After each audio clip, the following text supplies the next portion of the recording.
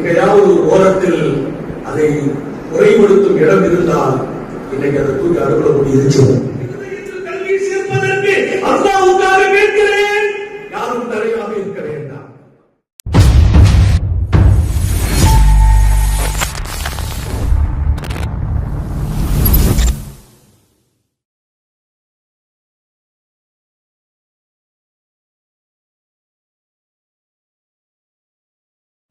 أوصيكم عباد الله وإياي أولا بتقوى الله أما بعد فأعوذ بالله من الشيطان الرجيم بسم الله الرحمن الرحيم ومن يوق شح نفسه فأولئك هم المفلحون صدق الله مولانا العظيم وقال نبي الله سيد البشر محمد رسول الله صلى الله عليه وسلم إنما بعثت معلما صدق نبي الله صلى الله عليه وسلم எல்லாம் வல்ல அல்லாஹ்வின் அன்பும் மேலான கருணையும் நமக்கெல்லாம் வந்து சேரட்டுமாக.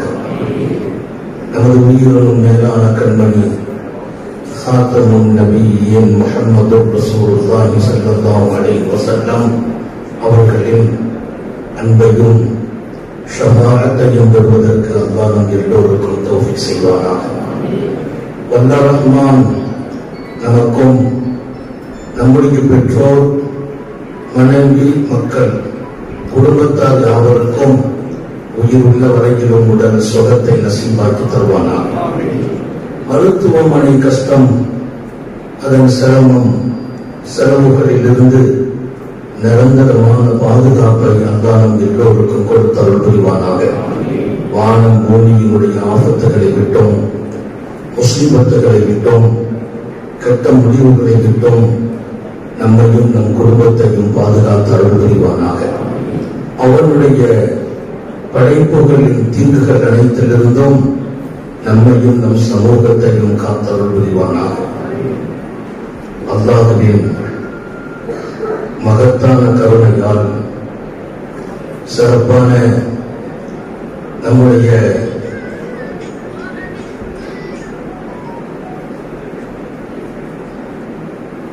எதிர்கால தலைமுறைகளை, நமது வீட்டு பிள்ளைகளை, நாளைய உலகம் ஈமானோடு, ஷரியத்தோடு, நபியின் சுன்னத்தோடு இந்த மண்ணில் பார்க்கும் இடத்தை உருவாக்கும் மகத்தான திட்டத்தில் இங்கே மகத்தான அருள் பெற்ற ஆலிம்களின் சங்கமம் அல்லாஹ் ஏற்படுத்தியிருக்கிறார். ஜுனைதுல் பக்தாதி சொல்வார், தன்சீருர் ரஹ்மா இந்த இஜ்திமாயில் உலமா. ஆலிம்கள் ஒரு இடத்தில் இணைந்து கூடுவார்கள் என்றால் ரப்பின் ரஹ்மத்தே இறங்கும் என்பார்கள். அல்லாஹ் இந்த மஜ்லிஸை அப்படிப்பட்ட மஜ்லிஸாக கபூல் செய்வார். நாம் அத்தனை பெரிய பாக்கியம் உள்ளவர்கள். நாம் யார் என்பதை பல நேரங்களில் நாம் அறியவே இல்லை. நம்மை நாம் எப்போதும் உட்படுத்தாமலேயே வாழ்ந்து பழகிவிட்டோம். அப்படியே நமக்கு பாடமும் நடத்தப்பட்டது. எங்கு போனாலும் பெரியவர்களை உட்படுத்தி பழகினோம். நம்மை நாம் உட்படுத்துவதும் இல்லை. அத்தனை ஆளுங்களின் நடைமுறை அது. ஆனால் நாம் யார் என்பதை விளங்கியிருக்கிறோம். பல நேரங்களில் மறந்தும் விடுவோம். இங்கே நாம் சில செய்திகளை கொஞ்சம் கூடுதல் நேரமே தந்திருக்கிறார்கள். ஆனாலும் நான் அடுத்தடுத்த காரியங்களின் பயணம் இருப்பதாலும் இங்கே தேவையான செய்திகளையும் சொல்லியாக வேண்டும். பொறுப்புகள் உள்ளவர்கள் பொறுப்பை உணர்வதுதான் இந்த உலகமே இயங்கும் என்கிறார்கள். அதற்கு செய்தது அதிகம் கற்பனம். பொறுப்பாளர்கள் தங்கள் பொறுப்பை உணர்ந்தால், சரியானால் உலகத்தை இயக்க முடியும். உலகத்தின் இயக்கங்களில் மாறுபடுகின்ற பிரச்சனைகள் எல்லாம் பொறுப்பாளர்கள் தங்கள் பொறுப்பில் கவனம் செலுத்தாமையே காரணம் என்கிறார்கள். அவர்கள் சொன்ன ஒரு அருமையான செய்தியை 4 அடிப்படையிலே பெருமக்கள் பதித்தார்கள். இங்கே உங்கள் மனதில் பதிப்பேன். கிவாமு துன்யா பி அர்பாத்தி அஷ்யா. இந்த உலகம் 4 காரியங்களாலேயே இயங்கிக் கொண்டிருக்கிறது. அலியும் கர்ரமல்லாஹுவின் வார்த்தை அது வேறு கோணத்தில் ஜாபர் ரலியல்லாஹு அன்ஹுவை கூப்பிட்டு ஹஜ்ரத் அலி ஜாபிருக்கு சொல்வார்கள். அதை நம்முடைய ஹதீஸின் ஆய்வாளர்கள், வரலாற்றின் ஆழம் கண்ட பெருமக்கள் எல்லோரும் புரியும் வகையில் எடுத்து எழுதும் போது 4 காரியங்கள் இந்த உலகத்தை இயங்கச் செய்கிறது. இந்த 4ம் சரியாகவில்லை என்றால் உலகத்திலேயே தடுமாற்றம். நமது பொறுப்பு என்பது எத்தனை பெரியது. எல்மில் உலமா, முதல் விஷயம் உலமாக்களின் இல்மால் உலகம் இயங்குகிறது. உலமாக்களின் இல்மால் உலகம் இயங்கும். நம்முடைய இல்ம் அது எத்தனை பெரியது. லவ்லா இல்முல் உலமா, அவர் சொல்வார், லவ்லா இல்முல் உலமா லஹலக்கல் ஜாஹிலூன்.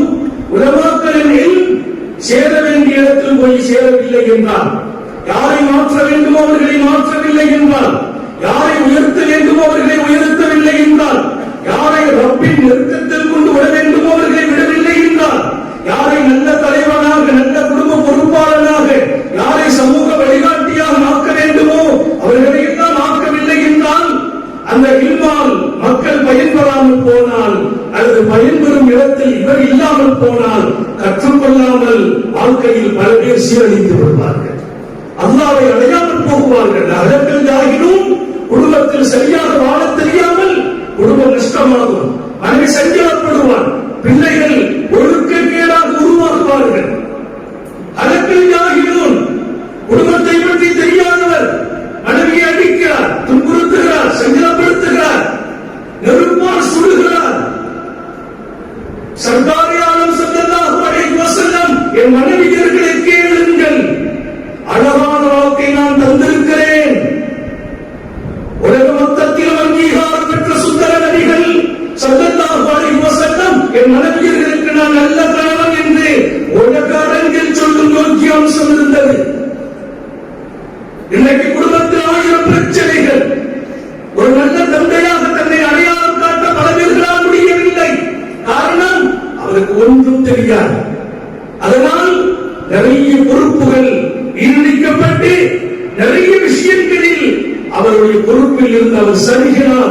குடும்பம் தடம் தொடங்குகிறது, பிள்ளைகள் வழி தவறுகிறார்கள், அவரால் அண்டை வீட்டார்களும் கூட துன்புறுகிறார்கள். நபி பெருமான் ஸல்லல்லாஹு அலைஹி வஸல்லத்தின் வார்த்தையின் வெளிச்சத்தில் அடியவர்கள் பேசுவார்கள், உலமாக்களின் இல்ம் இல்லை என்றால் இது சார்ந்த அத்தனையும் அறியாதவர்கள் அழிந்து போகிறார்கள்.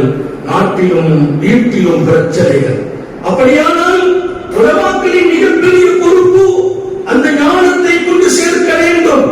வீடு வீடாக, ஒவ்வொரு தனி மனிதராக இல்ம தேடிதான் வரணும். இல்ம தேடி போகாது. அது உண்மை. தேடி வரும் இடத்தை நாம் காட்ட வேண்டும் என்பது நமது கடமை. தேடி வர வைக்க வேண்டும் என்பது பொறுப்பு. அது இதன் அருமையை, அகமியத்தை ஒவ்வொரு தனி மனிதனின் இருதயத்திலும் கொண்டு சுமத்த வேண்டும். ஒவ்வொரு தனி மனிதனின் இதயத்திலும் கல்வியின் அவசியத்தை நாம் விளங்கினால்தான் ஒரு நல்ல வாழ்க்கை வாழ முடியும். குர்ஆன் ஓதுனா, ஹதீஸ் ஓதுனா, மார்க்கம் தெரிஞ்சா தொழ முடியும், நோய்க்க முடியும் என்று மாத்திர மக்கள் புரிந்து போய்தான் பல காலங்களில் பல சஞ்சலங்களை தந்து விட்டார்கள்.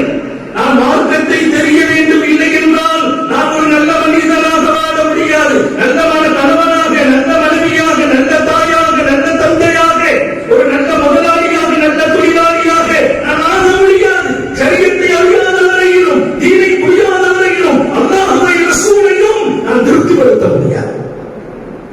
எங்கே திருப்தி ரப்புக்கு கொடுக்க முடியும்? எங்கே என் ஹபீபை திருப்திப்படுத்த முடியும்? நான் புரியவில்லை என்றால் இன்றைக்கு புரியாதவர்கள் எத்தனை உண்மையாளர்கள் எல்லாம் எல்லாவற்றையும் புரிந்து விட்டார்களா? நமக்கு பின்னால் 100 பேர் இருக்கிறார்கள். எத்தனை புரிந்தார்கள்? அது மனைவிக்கு துன்புறுத்துகிறவர்கள் 80 பேர் இருப்பார்கள். பிள்ளைகளை அழகாக வளர்க்காதவர்கள் பல பேர் இருப்பார்கள். ஒரு நல்ல முதலாளியாக பேர் வாங்காதவர்கள் நிறைய இருப்பார்கள். இது நாம் மாத்திரம் படிக்க வேண்டிய கல்வி அல்ல. நாம் படித்த இந்த கல்வி அவர்களுக்கு கொண்டு சேர்க்கிற அமானிதம் நம்மை சார்ந்தது. ஹஜ்ரத் அலி அவர்கள் சொல்வார்கள், உலகம் இயங்குவது ஆலிம்களின் கல்வியால் இயங்குகிறது. இந்த கல்வி ஒவ்வொருவர்களையும் வார்த்தெடுக்க வேண்டும், உருவாக்க வேண்டும். அந்த பொறுப்பு நம்மை சார்ந்தது. அப்படி உருவாக்குகிற காலம் இப்போது நாம் எடுத்த இந்த நல்ல வடிவோ ஒவ்வொரு பிள்ளையும் பிறந்ததில் இருந்து உருவாக்கிறார். அல்லாஹ் தௌஃபீக் செய்வான். அந்த பொறுப்பை முதலில் எடுத்தவர்கள் முஹம்மது ரசூலுல்லாஹ். மஸ்ஜிதுன் நபவியில் 6 மாத குழந்தையை பெண்கள் தூக்கி மஸ்ஜிதுன் நபவியிலே தொட்டில் கட்டி அன்னதாரின் பின்னால் நின்று தொழ அனுமதிக்கிறார்கள் முஹம்மது ரசூலுல்லாஹ். 6 மாத குழந்தை என்ன தெரியும்? மதீனத்தின் கடும் பனியில் 1 வயது குழந்தையை, 1.5 வயது குழந்தையை அந்த வீட்டு பெண்கள் தூக்கி சுமந்து வந்த போது முத்தம நபிகள் தடுக்கவில்லை என்கிறார் இமாம் புகாரி. சின்ன பிள்ளைகள் எல்லாம் பள்ளிவாசலுக்கு கொண்டு வராதீர்கள் என்று சொல்லல. பள்ளிவாசலில் பெண்கள் பாதத்தில் தொட்டில் கட்ட அனுமதிக்கிறார்கள். சர்க்கார் ஆலம் ஸல்லல்லாஹு அலைஹி வஸல்லம் அந்த பெண்களிடத்தில் கேட்ட போது, ஏன் பிள்ளைகளை தூக்கிட்டு வருவீங்க? வீட்டுல யார் இல்லையா, கணவன் இல்லையா, பொறுப்பாளர் இல்லையா, அடிமைகள் இல்லையா? அவங்க சொன்னாங்க, இல்லாமல் இருக்கிறார்கள். பிள்ளையும் தூக்கிட்டு தான் அவங்க சுகூர் தொழுகைக்கு தூக்கிட்டு வர்றாங்க. அந்த தாய்மார்கள் சொன்ன பதில் அவர் இதயத்தில் பறிச்சிட வேண்டும். எங்கள் பிள்ளைகளை நாங்கள் தூக்கி கொண்டு மஸ்ஜிதிலே தூங்கவே வைத்தாலும் எங்களுக்கு ஒரு பெரிய ஆசை, அதிகாலையின் துவக்கம் எங்கள் பிள்ளைகளின் இருதயத்தில் பெருமானின் துராத்து போய் சேர வேண்டும். மாணவி சுகுகிலே ஓதுவார்கள், தொழ வைப்பார்கள். நபி ஓதும் ஓதல், அந்த ஆயாத்துகள் எங்கள் பிள்ளைகளின் செவிகளில் ஆரம்பமாக விட வேண்டும். அது இருதயத்தில் பெரிய சிகிச்சை செய்யும் என்று நாங்கள் ஆசைப்படுகிறோம். அந்த பிள்ளைகள் தான் மதீனத்து அன்சாரிகளும் சஹாபிகளும், மதீனத்தில் வந்து குடியிருந்த முஹாஜிரீன்களும் அவர்களின் சந்ததியர்களும். உலகத்தின் வரலாற்றை திருப்பும் இடத்தில் 3 எழுத்துக்களால் தங்கள் பக்கங்களை பதிவு செய்திருக்கிறார்கள். மாணவியின் மஸ்ஜிதில் 6 மாத குழந்தையாக உருவான பெருமக்கள் உலகத்தையே திருப்பினார்கள் அல்லாஹ்வின் நெருக்கத்திற்கு. அந்த பொறுப்பை முதலிலே முஹம்மது ரசூலுல்லாஹ் எடுக்கிறார்கள். 6 வயது குழந்தையை அனுமதிக்கிறார்கள், 7 வயது குழந்தையை அனுமதிக்கிறார்கள், 10 வயது சிறுவர்கள் மஸ்ஜிதுக்கு வரட்டும் என்கிறார்கள். பிள்ளைகளை பள்ளிவாசலுக்கு வருவதை தடுக்காதீர்கள் என்றார்கள். நம்ம கூட சில நேரங்களில் பிள்ளைக்கு சத்தம் போட்டால் வரட்டும் வேண்டாம் என்றார்கள். அந்த பிள்ளைகளுக்கு பாடம் கொடுத்ததும், ஒழுக்கம் கொடுத்ததும், ஷரியத்தை கொடுத்ததும், அல்லாஹ்வின் அன்பை கொடுத்ததும், அடுத்த தலைமுறையை தூக்கி நிறுத்தும் ஸ்தானத்தை கொடுத்ததும் முஹம்மது ரசூலுல்லாஹ் ஸல்லல்லாஹு அலைஹி வஸல்லம். பொறுப்புகளை தூக்கி கொடுத்தது சின்ன வயசுல, நேரம் இல்லை. பெருமானார் ஸல்லல்லாஹு அலைஹி வஸல்லத்தின் காலத்தை கொண்டு வரலாற்றுக்குள்ளே நீங்கள் நுழைந்து பார்த்தால் யாசுபு முஆவியா பஸ்ராவின் ஜாமியாவில் இருக்கிறார். மிகப்பெரிய முஃப்தி, மார்க்கத்தின் ஆழம் கண்ட சட்டமேதை, ஒரு ஆணையும் ஹதீஸையும் உலகத்தில் ஆழமாக தந்த பெருமகனார்.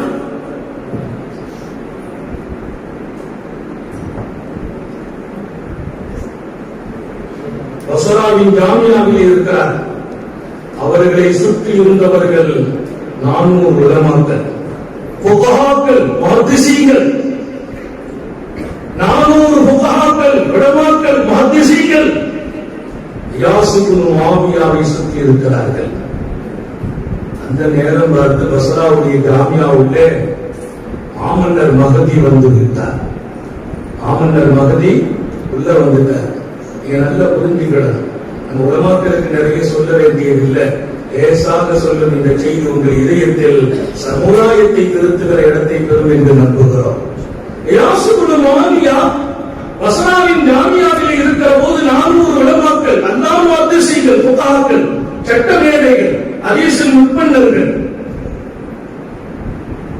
மன்னர்களுக்கு பொதுவா வந்து எப்படின்னா உள்ள வந்துட்டா மற்றவங்களை சுத்தி போட்டு இருந்தா அவங்களுக்கு பிடிக்காது.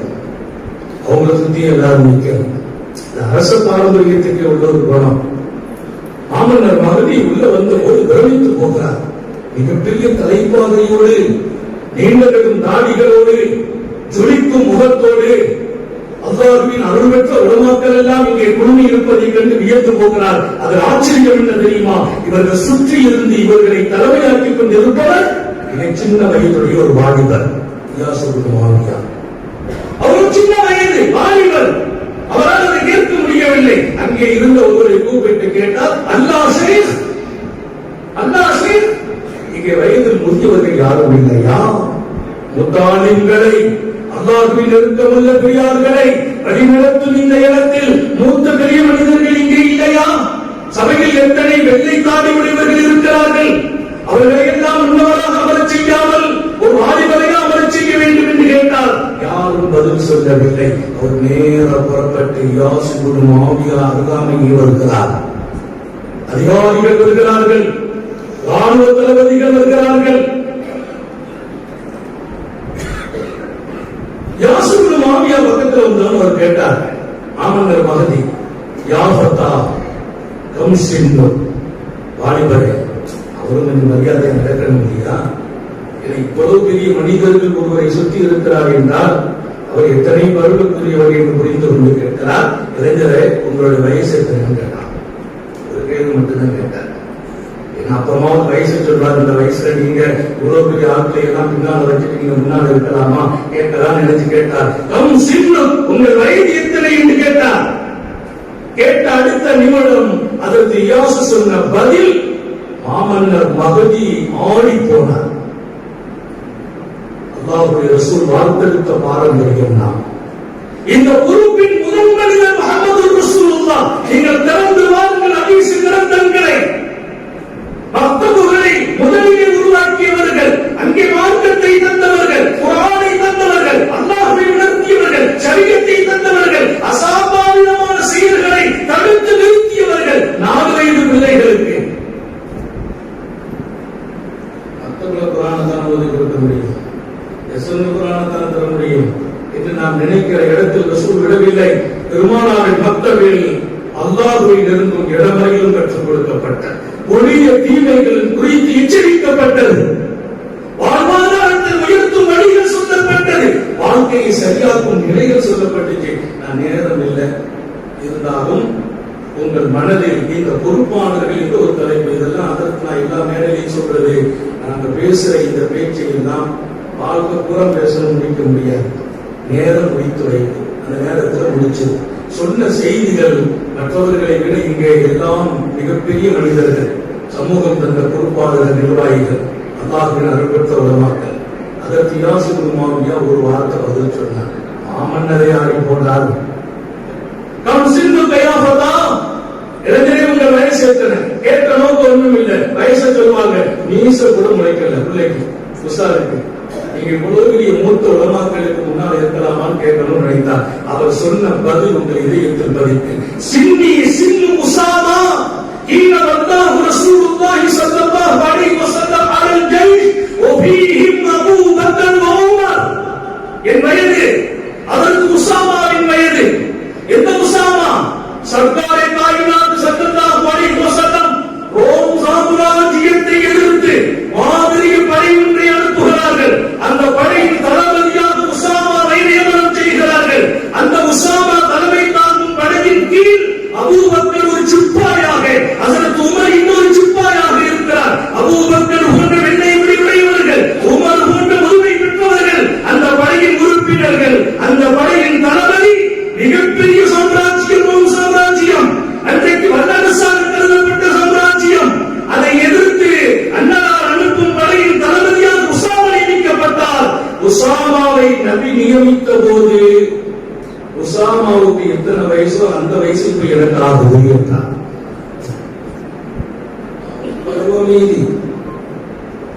உசாமாவுக்கு அன்னைக்கு எத்தனை வயது? அந்த வயது இப்போது எனக்கு.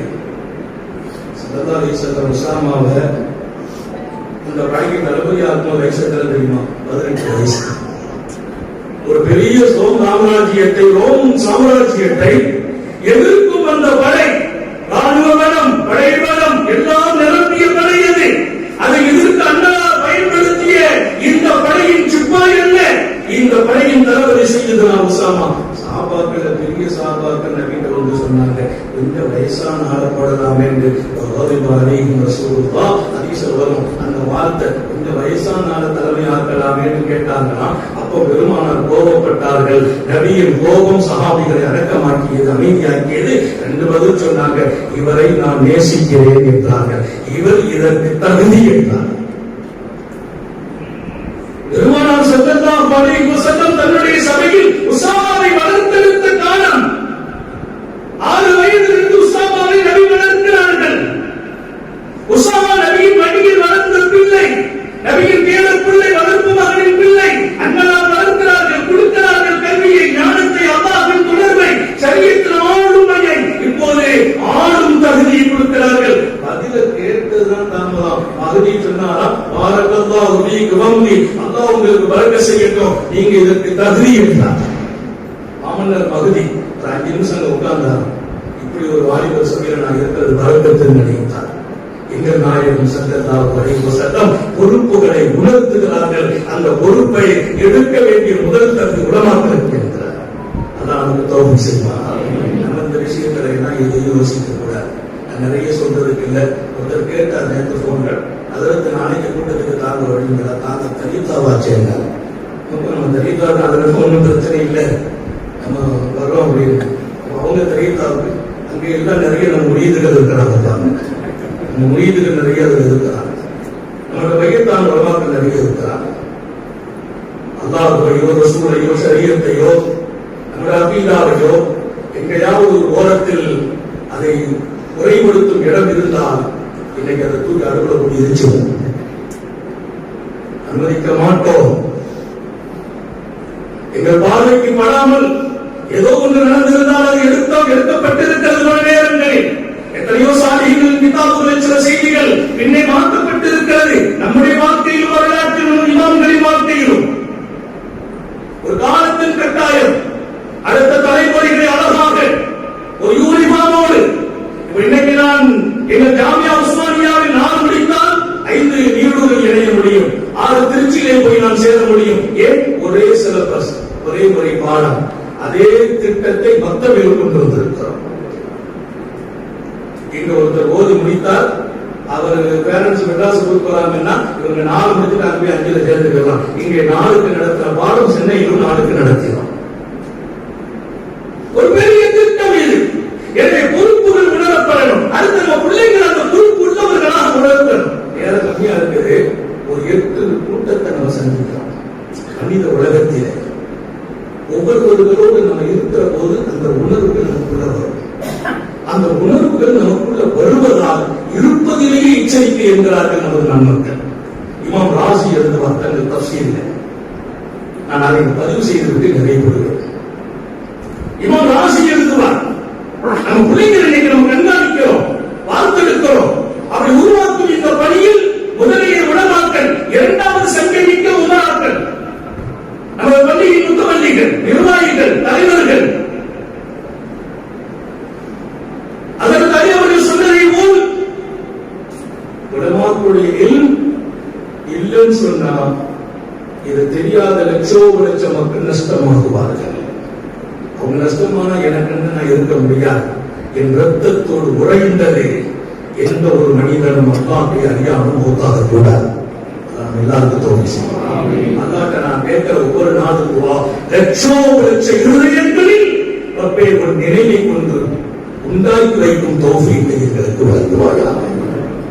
எப்படி நம்ம விட முடியும்? ஒரு தவறு அநீதி நடக்குது என்றால் எப்படி அனுமதிக்க முடியும்? அங்கே நாம் இருக்க வேண்டும், நமது கல்வி துணை இருக்க வேண்டும். எத்தனை வாய்ப்புகள் நமக்கு வந்துச்சு வெளிநாட்டில். எல்லாருக்கும் கேட்கிற எத்தனை வாய்ப்புகள், எத்தனை சந்தர்ப்பங்கள்.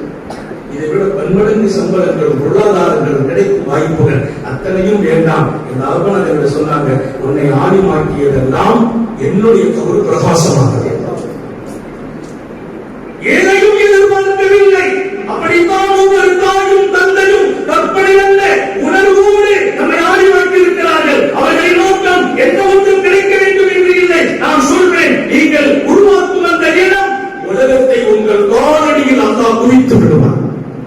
உலகம் நல்லா உண்மையில போறதில்லை. இன்னைக்கு நம்ம வாய்ப்பு இல்லை, கொடுக்க முடியாது, ஏற்றுகள் கொடுக்க முடியாது. நம்மை கொண்டு அல்லாஹ் வேலை வாங்குவான். துன்யா பெரிய விஷயம் இல்லை. உலகமே காலடியில் பல முறை வேண்டாம் என்றாலும் நம்மை அதை எதிர்நோக்கி வந்து கொண்டிருக்கும். வார்த்தை அல்ல, சத்தியம். முதல்ல இல்முல் உலமா. நம்முடைய இல்மு இல்லைன்னா ஜாகிர்கள் அழிஞ்சு போவாங்கன்னா யாரும் முட்டாள் போய் நினைக்காதீங்க. யாரெல்லாம் குடும்பத்தை வாழ்க்கை நடத்த தெரியல, மனைவி ஒழுங்கா நடத்த வைக்கல, வியாபாரத்தை ஒழுங்கா செய்ய தெரியல, அல்லாஹ் அறியல, தொகை அறியல, இத்தனை எவ்வளவு மக்கள் நிறையவே நஷ்டமாயிருப்பாங்க. நம்முடைய இல்மு அதற்கு வழிவிடக் கூடாது. அந்த இல்மு கொண்டு கொடுக்கிற பொறுப்பு நம்மை சார்ந்தது. வீடு தேடி போக வேண்டியதில்லை, நம்மை தேடி அவரை வரவைக்கும் இடம் நமது ரத்தத்தின் தளம் என்பதை மறந்து விடாதீர்கள். இந்த ரத்தத்தை பண்படுத்தி முறைப்படுத்தி லட்சோப லட்சம் நமது பிள்ளைகள் இருதயத்தில் கல்வி சேர்ப்பதற்கு அல்லாஹ்வுக்காக கேட்கிறேன். யாரும் தடையாக இருக்க வேண்டாம்,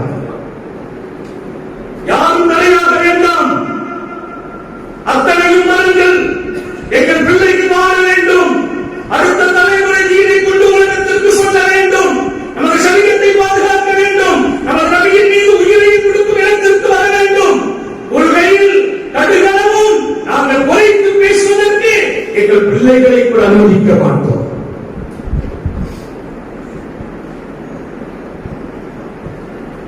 அதில் உண்மைதான். 4 விஷயத்துல 2வது விஷயம் உலகங்களுடைய நீதம். உமராக்கள், பொறுப்பாளர்கள், தலைவர்கள் அவங்க அந்த சமூகத்தை நீதமாக வழிநடத்தலாம். ஒவ்வொருவர்களின் கடமைகளையும் சரியாக கவனத்தில் எடுக்கணும். அந்த பகுதியில் உங்க மொஹல்லால ஒரு 5 குடும்ப சோதனைக்கு ஆளாகி ஆதரவு இருக்குதுன்னா அது நமக்கு என்ன என்று சொன்னால் உமராக்களின் நீதம் தவறுகிறது. உமராக்களின் நீதம் தவறும் என்றால் என்ன நடக்கும்? மனிதர்கள் சில பேரை அடித்து உதைத்து சாப்பிட்டு வாழ்வார்கள். உங்களுடைய ஹதீஸின் வார்த்தையின் தொடர் உலமாக்களுடைய உமராக்கள் தலைவர்களுடைய நீதி போச்சு. எதையும் கண்டுக்கிடல, மக்கள் இல்ல, கவனிக்கல, பொறுப்பு விட்டுட்டாங்க. சமூகத்தை வழிநடத்துற இடத்தை விட்டுட்டோம். பக்கத்துல இந்த ஊர்ல நிறைய அசம்பாவிதங்கள் நடக்குது, நிறைய தீமைகள் அரங்கேற்றப்படுது. அதையெல்லாம் கவனிக்காம பள்ளிவாசலின் பொறுப்பு என்பது மஸ்ஜிதை அலங்காரப்படுத்துவதும் வெயிட்டடிப்பதும் என்று மாத்திரம் நாம் இருந்துவிடக் கூடாது. அது பழைய காலம். இன்றைக்கு மஸ்ஜிதின் பொறுப்பாளர்கள் தியாகத்தோடு இருக்கிறார்கள். 1000 வேலைகள் விட்டுதான் பள்ளி பொறுப்பு நம்ம கவனிக்கிறோம். நம்முடைய பொறுப்பின் நீதம் ஒன்றுதான். நம்மை சுற்றி இருக்கும் இடங்கள் அத்தனையிலும் நீதம் போய் சேர வேண்டும் என்றால் நம்முடைய பொறுப்புக்கு உட்பட்ட ஒருவரும் பாதிக்கப்படக்கூடாது. நம்முடைய பொறுப்புக்கு உட்பட்ட ஒருவரும் அல்லாஹ்வை அறியாமல் வாழக்கூடாது. நமது பொறுப்புக்கு உட்பட்ட ஒருவரும் இன்னொருவருக்கு அநீதி செய்யக்கூடாது. அந்த நீதம் நாம் கடைபிடித்தால் நமது மொஹல்லாவில் அல்லாஹ்வின் நேசர்கள் ஹயாத்தாகி விடுவார்கள்.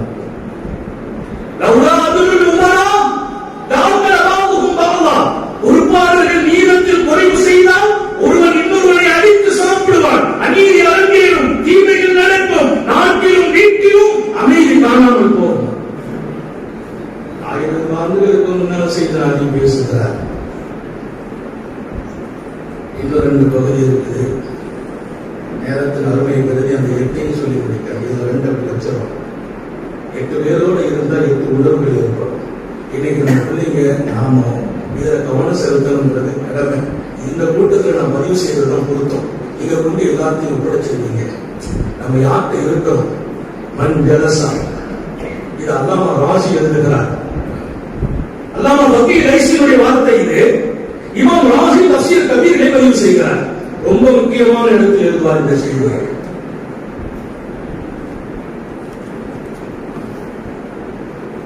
மஞ்சளசமான அகலியா, செல்வந்தர்கள், பணக்காரர்கள்.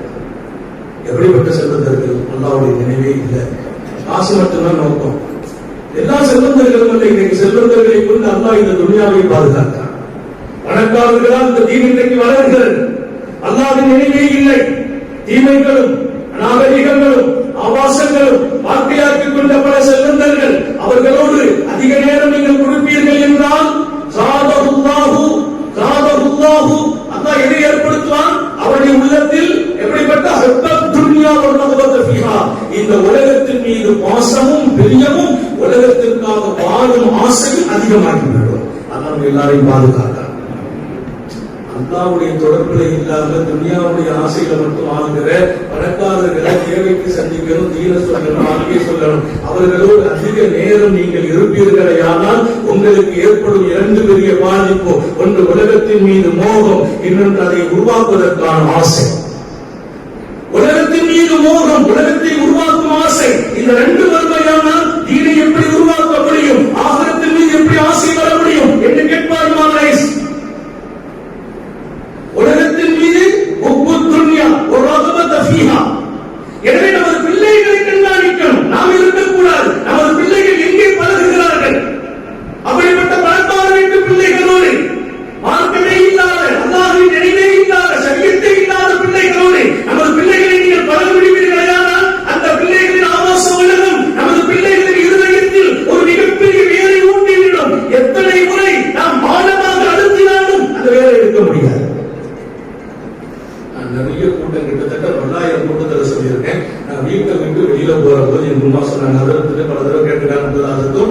படிக்கிறதுக்கு முதல்ல 3.5 வருஷம் எனக்கு எங்க அம்மா மக்தப்ல விடுறாங்க. அப்ப சொன்னாங்க பிஸ்மில்லாஹி தவக்கல்து அலல்லாஹ் மாஷா அல்லாஹ் லா குவத்த இல்லா பில்லாஹ் சொல்லிட்டு போனாங்க.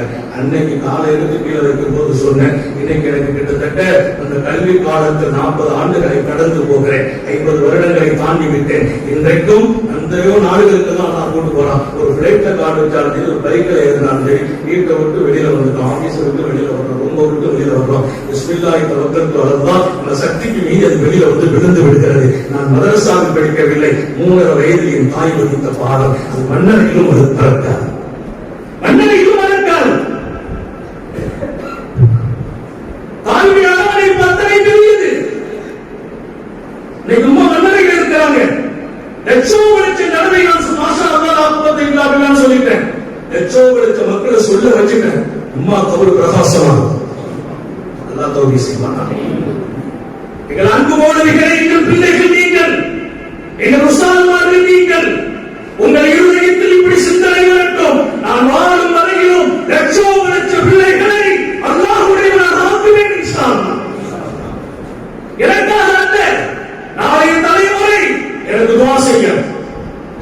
அல்லாஹ் கேட்கிறது, மழுப்ப வைத்து மூத்தாக்கி விடாதே, சிதுமத்தை வைத்து மூத்தாக்கி விடாதே. நான் மழுக்க கூடாது, படுப்பதற்காக பிறந்தேன். யா அய்யுஹல் முஸம்மில் கும், படுப்போரை போர்வை போக்கி மூடியவரை எழுதுவீர்கள் என்றான் அல்லாஹ். அது கிடைத்த பாடம். நான் போர்வை போட்டு மூடுவதற்கு பிறந்தவன் அல்ல, நான் சோதனையில் எழுந்திருத்து நிற்க வேண்டும். கல்வியை கொண்டு கொடுத்தான். கல்வி என்பது வெறும் ஆனபான அல்ல. என் பிள்ளைகள் அல்லாஹ்வை அறிந்தால் என் பிள்ளைகள் இந்த உலகத்தில் லட்சோபலட்ச வழிமார்களை உருவாக்குவார்.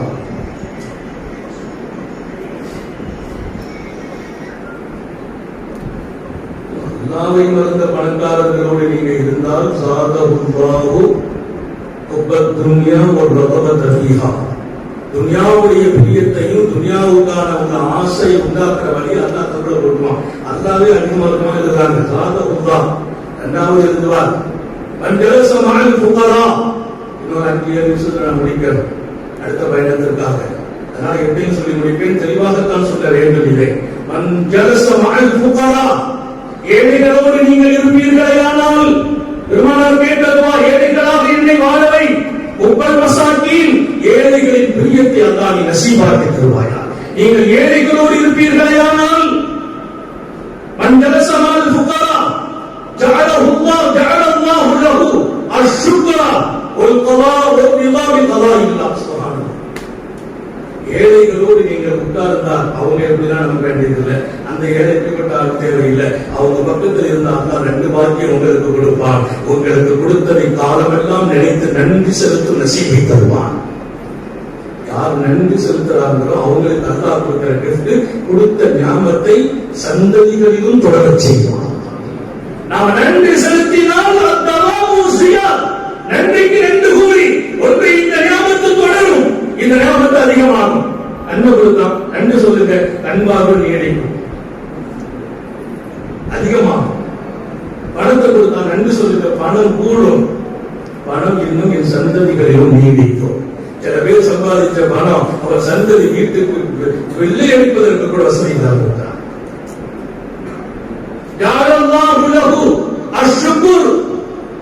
முதல்ல அல்லாஹ் நன்றி சொல்ற வாய்ப்பு கொடுத்துருவான். இரண்டாவது என்ன தெரியுமா, ஒரு நிதாபி கலாயில்லா சுப்ஹானல்லாஹ், அல்லாஹ் எதை கொடுத்தாலும் பொருந்திக் கொள்ளும் உள்ளத்தை தருவான். அல்லாஹ் நமக்கு நசீபாக்குவானாக. ஏழைகளோடு உட்கார்ந்தால் மக்களுக்கு ரப்பு அல்லாஹ் நமக்கு கொடுத்தது பொருந்திக் கொள்வாங்க. இமாம் ஹுசைன் ஒரு பயணம் செய்யறாங்க. நான் டயத்தை சொன்னதுனால தைரியமா இருக்கலாம். நம்ம டயத்தை சொல்லிட்டோம், 1 மணிக்கு வந்து நான் முடிச்சாதான் நான் புறப்படுறேன். இமாம் ஹுசைன் ஒரு பயணம் செய்யலாம். யாருமே எங்க அப்துல்லாஹ் தான் என்னுடைய தியாகம். என்னுடைய ரஃபீகாஜா வந்திருக்கிறார். என்னுடைய அர்ப்பணிப்புகள் அத்தனை பேர் அதற்கு உடல்நிலையை சரியாக்கி இங்கே வந்திருக்கிறார். அல்லாஹ் செய்யலாம். இங்க யாரையும் நம்ம அவ்வளவு பேரையும் சொல்லணும். எங்க அம்மா சரியா வந்திருக்காங்க. இவ்வளவு முதுமைகள் சாவனத்தை தந்து நீங்களும் நானும் அடுத்த தலைமுறைகள் நல்லா இருக்குங்கிற எண்ணம் அல்லாஹ் இன்னும் ஹயாத்திலும் சுகத்திலும் நடக்க செய்வானா. முகமது தப்பி வந்திருக்கிறார், மரியாதைக்குரியவர். எல்லாம் இந்த அர்ப்பணிப்பு குணம் உள்ளவர்கள். ஆஷிகா எல்லாத்தையும் அல்லாஹ் பறக்க செய்யணும். அதற்கு இந்த சபைக்கு ரூஹ் என்னுடைய ஹதரத் வந்திருக்கிறார்கள். என் நான் எல்லாரையும் சொல்றது நேரம் இல்லை, பொதுவாக மேடையில பேர் சொல்லாமே தொடர்றது. எங்கள் அன்பு பிள்ளைகளே, எங்களை வார்த்தெடுத்த ஆரியங்களை உஸ்தாதுமார்களே, நான் சொல்வதில் இமாம் ஹுசைன் பயணமாகிறார், புறப்பட்டு வருகிறார். வழியில சில மலையடிவாரத்துல ஏழை பிள்ளைகள் மிஸ்கீன்கள் அங்கிருந்து கொஞ்சம் சாப்பாடுகள் வாங்கி அவங்க ஒரு சுற்றுலா விதிச்சு மொத்தமா தட்டி அவங்க உட்கார்ந்து சாப்பிட்டு இருக்கிறாங்க. அது ஒரு நல்ல அழகான கலவை. பல வீடுகளில் கிடைத்த பல பொருட்களை ஒன்னா தட்டி அந்த தட்டுல உட்கார்ந்து சுற்றுலாவை சாப்பிடுறாங்க. இமாம் ஹுசைனை பார்த்த உடனே எவ்வளவு ரசூல் வந்தோம் அவங்க சொன்னாங்க, யார் இவ்வளவு ரசூல் இல்லா பெருமானாரின் பேரரே, நாங்களும் பெருமானா எங்களோடு இருந்து சாப்பிட வேண்டாம். விஷயங்கள்லாம் உட்கார்ந்து சாப்பிடணும் கூப்பிட்டா நம்ம போவோமா? போக்கு மனசு வருமா? குருமானா எங்க கூட நீங்க உட்காரணும். வாகனத்திற்கு இறங்கினார் இமாம் ஹுசைன். அகலத்தை அவர்களை கொண்டே அல்லா இந்த உலகத்தில் இன்றைக்கு மறுப்பிட்டு செய்கிறான். என் பெருமானின் குடும்பம், அந்த குடும்பத்தை நீங்கள் நேசியுங்கள், அல்லாஹ் உங்களை நேசிப்பார் என்றார்கள் ஸல்லல்லாஹு அலைஹி வஸல்லம். என் பேரர் ஹுசைனையும் ஹசனையும் யார் நேசிக்கிறார்களோ அல்லாஹ் அவர்களை நேசிப்பாராக. பெருமானார் கேட்டதுவா, அல்லாஹும்ம ஹப்பீப் ரப்பே, நீ அவர்களுடைய உள்ளத்தில் என் பிள்ளைகளுடைய பிரியத்தை போடும் கேட்டார்கள். அல்லாஹ் நசீபாக்கி தரட்டும். இமாம் ஹுசைன் ரலியல்லாஹு அன்ஹு உடனே வாகனத்தை நிறுத்துறாங்க, இறங்குறாங்க. அந்த பிள்ளைங்க ஏழைகள் புத்தராக்கள் மிஸ்கீன்களோடு உட்கார்ந்து அவங்களோடு சாப்பிட்டாங்க. அவங்களுக்கு சந்தோஷம். இமாம் ஹுசைனுக்கு என்ன சொன்னாங்க தெரியுமா? நீங்க கூப்பிட்டீங்க, நான் வந்துட்டேன், உங்க கூட சேர்ந்து சாப்பிட்டேன், எனக்கு ரொம்ப சந்தோஷம். என்ன நீங்க சந்தோஷப்படுத்தணும்? நாங்க கட்டாயமா சந்தோஷப்படுத்துவோம். நீங்க எல்லாரும் நாளை பத்தி எங்க வீட்டுல சாப்பிட வரணும். நீங்க எல்லாரும் வீட்டுல சாப்பிடணும், என்னோட சேர்ந்து நீங்க சாப்பிடணும். எங்கே உருவானது? உத்தம நபிகளின் தர்பாரில் கிடைத்த பாடம். உட்கார்ந்த இடத்துக்கு வரக்கத்து இருக்கின்றேன். உங்க பிள்ளைகளை மற்ற பிள்ளைகளை உஸ்தாதுமார்கள் பக்கத்துல வைங்க, உங்களை மறுபூர்வமாக உருவாக்குவார். அடிக்கடி மாணவர்கள் சொல்றது, எங்களை பாருங்கள் என்று. ஒரு நாள் நான் முகாமை விட்டதுண்டா? ஒரு நாள் தஹஜ்ஜத்தை விட்டதுண்டா? என்னை போய் உருவாக்கி என்னுடைய மாணவர்களுக்கு நான் தினமும் பாடம் நடத்துவது உண்டு. இது பெருமை இல்லை. ஏன்? நாம் நபியின் வாரிசுகள். நபியை போல் பிள்ளைகள் வாழணும். நம்ம நபி மாதிரி வாழணும். நம்ம பிள்ளைங்க நம்மளதான் பார்க்கிறாங்க, நபியை பார்க்கல, நம்மளை பார்ப்பாங்க, நம்ம அசத்துவா இருக்கணும் நினைப்பாங்க. உங்களை பார்த்து உங்கள் மக்தபுகளில் சீரடிகள் வருவாங்க. நீங்க உருவாக்கிட்டு கூப்பிட்டு அவ்வளவு பேர் வந்துட்டாங்க. எல்லாருக்கும் அழகான சாப்பாடு, அற்புதமான சாப்பாடு. இமாம் ஹுசைன் கூட இருந்து பரிமாறி அதற்கு பின்னால் எல்லோருக்கும் அன்பளிப்பாக உடைகளும் பணங்களும் கொடுத்து சொன்னால், நீங்கள் எங்கள் வீடு வந்ததால் அல்லாஹ்வின் பார்வை பட்டது கேட்டார். நீங்கள் எங்கள் வீடு வந்ததால் அல்லாஹ்வின் பார்வை பட்டது. அல்லாஹ்வின் பார்வையிலே இருக்கிறார் இமாம் ஹுசைன். மூணாவது, மஞ்சளச சுல்தான், அதிகாரிகள் அரசர்கள் ஆட்சியாளர்களோடு போய் உட்கார்ந்துட்டால் யாரும் அதிகாரிகள் பெரிய ஆட்சியாளர்கள் அவங்க கூட போய் அதிகமா உட்கார்ந்தா அது கூட ரெண்டு விஷயத்தை எல்லாம் விதைச்சிருவோம், அதிகப்படுத்திடுவோம். ஒன்று இறுக்கமான உள்ளம் நசீபாயிடும். இறுக்கமான உள்ளம் இறக்கமே இருக்காது. எப்பவும் கடுமையாக நடப்பார், எப்பவும் கடுமையாக நடப்பார். தனிப்பமான வார்த்தையை வெளிப்படுத்துவார். அரசர்களோடு அதிகாரிகளோடு, அல்லாஹ்வையும் ரசூலையும் தொடர்பில்லாத அதிகாரிகளோடு அரசர்களோடு நீங்கள் அதிக நேரம் அமர்வீர்களானால் உள்ளங்கள் இருண்டு போகும், வறண்டு போகும், இறுக்கமாகும். ஒரு பெருமை அதிகமாகும். ஆணவம் அதை ஊக்கி நிற்கும். பெருமை ஊக்கி நிற்க முடியாது. அல்லாஹ் எல்லாரையும் பாதுகாக்கட்டும். எந்த இருக்கையிலிருந்து நம்ம பாதுகாக்கணும். நம்ம விலகிக்கணும், நம்ம பிள்ளைகளை உருவாக்கணும், நம்ம மொத்த ஹயாத் ஆக்கணும். அந்த பிள்ளைகளை எங்க தங்க வைக்கணும். பெண்களோடு அதிகமா உட்கார்ந்தா எந்த பெண்ணா இருந்தாலும் பரவாயில்ல சில பேர் எழுதுறாங்க, சில பேர் மனைவி மக்கள் வந்து பிரச்சனை இல்லைங்கிறாங்க. பொதுவா பெண்களோடு நீங்கள் அதிகமாக நேரம் கொடுப்பீர்களே, ஆனால் அதிக நேரம் உங்களோடு உட்கார்றதும் அவங்களோடு பேசுறதும் அவங்களோடு பழகிறதும் அதான் அதனால ஏற்படுத்துற பெரிய விஷயம் என்ன? முதல்ல நம்முடைய உள்ளத்துல அறியாமை அதிகமாயிடும். தப்புதவா பேசுவோம், அறியாமையான நிலைகள் உருவாயிடும். அது அவங்கள்ட்ட இருந்து அவங்க கூட இருந்தா அதிக நேரம் பெண்களோடு நம்ம செலவழிக்கிறது, அதிக நேரம் அவங்கள்ட்ட பேசுறது. சில பேர் இன்னைக்கு நேரம் கூட அங்கதான் கொடுத்துட்டு இருக்காங்க. நிறைய ஆபீஸ்ல பார்த்தா பெண்கள் தான் வேலையில இருப்பாங்க, நிறைய ஸ்தாபனங்கள்ல, நிறைய நிறுவனங்கள்ல. இது இன்னைக்கு காலத்தின் கட்டாயம். பெண்கள் இல்லாத ஒரு கடை கிடையாது. அதை நான் குறை சொல்லும் இடத்துல இல்ல. நம்ம நேரத்தை அங்க அதிகமா அவங்களோட செலவழிக்க கூடாது. அப்படி செலவழித்தால் முதலில் அறியாமை ஏற்படும். இரண்டாவது காமமும் இச்சையும் அதிகப்படுத்தி விடுவான். காமம் ஏற்படும், இச்சைகள் நினைக்கும். மனசுல இச்சை வந்துச்சு, காமம் வந்துச்சு, அல்லாஹ் ஹயாத்தாக்க முடியாது. எந்த இருதயத்தை ரப்புக்காக கொடுக்கிறோமோ அந்த இருதயமுடைய வாழ்க்கை வாழும் இடத்தில் மழையும் அல்லாஹ் பொழிய செய்வான் என்றார். நம்ம கல்குல அல்லாஹ் இடம் கொடுக்கிறான். அல்லாஹ் நம்ம எல்லாருடைய கல்வையும் தேர்ந்தெடுப்பான். இச்சை போயிடுச்சுன்னா அங்க அல்லாஹ் இருக்க முடியுமா? ஐந்தாவது மன் ஜலஸ மஅல் ஃபுஸாக், பாவிகளோடு ஒவ்வொன்றுக்கும் வரலாறு சொல்லி விளக்கம். அதான் சொன்ன மாதிரி இது ஒரு பெரிய பாடம். நேரத்தை எல்லாம் இங்கே நான் கொடுக்க முடியாது, பேசிக்கிட்டே இருக்கணும். உங்க மனதில் நான் விதை போட்டேன், நீங்க சரது எடுப்பீர்கள், விளக்கம் எடுப்பீர்கள். பாவிகளோடு எப்பவுமே அல்லாஹ் மறந்தவர்கள், குடிகாரர்கள், கொலைகாரர்கள், தீங்கு செய்பவர்கள், அடுத்தவர்களுக்கு அநீதி, ஏமாற்று, மோசடி, இதையே வாழ்க்கை. ஆனா பெரிய மனிதர்கள், பெரிய மனிதை கூறுவர், அவங்க தான் சபையில நுழைப்பு. ஆனால் அவர் செய்வது மூலம் அல்லாஹ் ரசூலுக்கு மாற்றமாக அந்த ஆயிரம் உள்ளங்களை காயப்படுத்திய வாழ்க்கை. அப்படிப்பட்ட 9 பாவிகளோடு இருப்பீர்களே ஆனால் அல்லாஹ் உங்களுடைய உள்ளங்களிலே எதை ஏற்படுத்துவான் என்கிறார்கள். ஒரு கடுமையான விஷயத்தை எழுதுகிறார்கள். அல்லாஹ் அவருடைய உள்ளத்தில் ஏற்படுத்துவான். பாவம் செய்யும் துணிச்சல் ஏற்படும். பாவம் செய்வதற்கு துணிச்சல், அதை விட பயங்கரம். ஒரு தஸ்பீஹ் தௌபா, பாவத்துக்கு மன்னிப்பு கேட்பதற்கு காலம் வாய்ப்பே கொடுக்காமல் பிற்படுத்துவார். மன்னிப்பு நாளை கேட்டுக்கலாம், அது என்ன அவசியம்? மன்னிப்பு தேடுவதை தாமதப்படுத்துவார். பாவத்தின் மீது துணிச்சல் பெறுவார். பாவிகளோடு அதிக நேரம் கொடுக்கிற போது என்று பெருமக்கள் எழுதினார்கள். 6வது எழுதுறாங்க,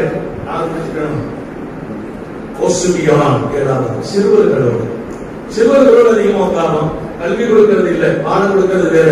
சும்மா நிறைய பேர் பார்த்தா வேலை முடிஞ்ச பிள்ளைகளோட அடிக்கிறது, சின்ன சின்ன பிள்ளைகளை கூட்டு வச்சுக்கிறது. சில பள்ளிவாசம் தான் சொல்லுவாங்க, பேசுவோம் சின்ன பிள்ளைகளோட இருக்கிறார், நம்ம விளக்கு சொல்லுவோம். ஆனா மக்கள் அதை விரும்பல. சின்ன பிள்ளைகளோட ஏன் இருக்கிறார் என்று கேட்பாங்க. அது ஒரு வகையில் ஆரோக்கியம். அவர்களுக்கு வழிகாட்டுகிற நேரத்தில் இருக்கணும், பாடம் தர வேண்டிய நேரத்தில் இருக்கணும். சிறிய பிள்ளைகளோடு அதிக நேரத்தை ஒருவர் கொடுத்தால் ஒரு வீசா கேலி கிண்டல் இவர் வாழ்க்கையில் அதிகமாகிறது. எல்லாத்தையும் கேலி பண்ணுவார். அதிகமா விளையாட்டு போக்கில் வாழ்வார்.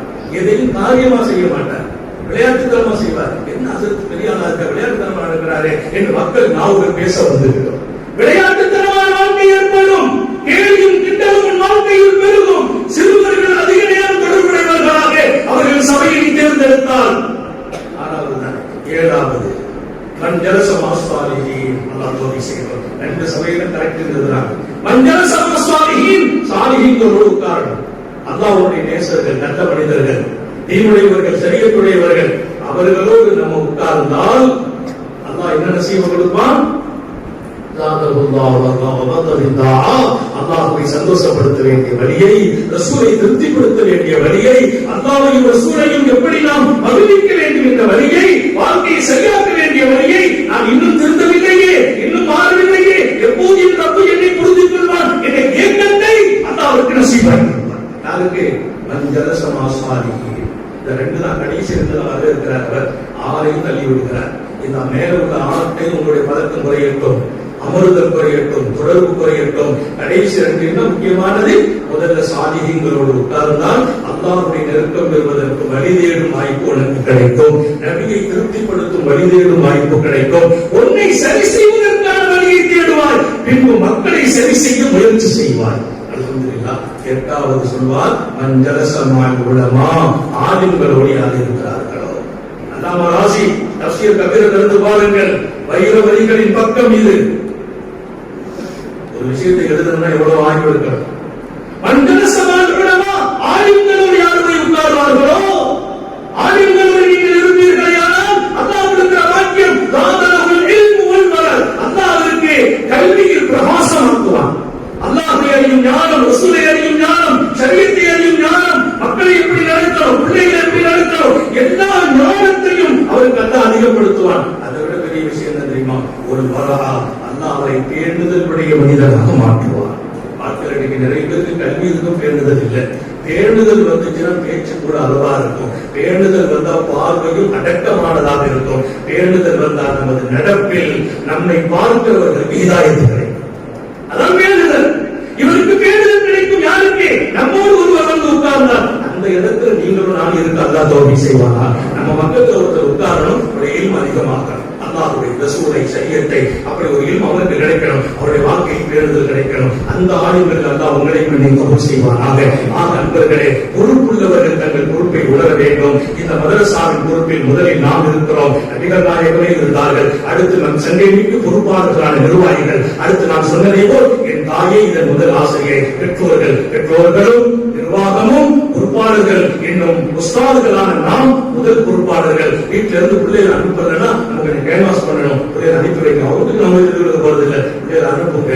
நிர்வாகம் நமக்கு ஒத்துழைக்கணும், அதற்கு பிள்ளைகள் அனுப்ப சொல்லிட்டீங்களா? இப்படி 3 பேர்களும் பொறுப்பாளர்கள். 3 பேரும் தன் பொறுப்பை உணர்கிற போது ஒவ்வொரு பொறுப்பை உடையவர்களும் அந்தந்த பொறுப்பில் செய்ய வேண்டியதை நிறைவேற்றுங்கள் என்றார்கள். முத்தமிழ் ஸல்லல்லாஹு அலைஹி வஸல்லம். அல்லாஹ் அந்த வாழ்க்கையை தருவானாக, அந்த நசீபை கொடுப்பானாக. எத்தனை வார்த்தைகளை நமது நாவின் மீது அவன் பேசினானோ அத்தனை வார்த்தைகளை வாழ்க்கையாக்க செய்வானாக. நாளைய மாற்றங்களுக்கு காரணமாக்குவானாக.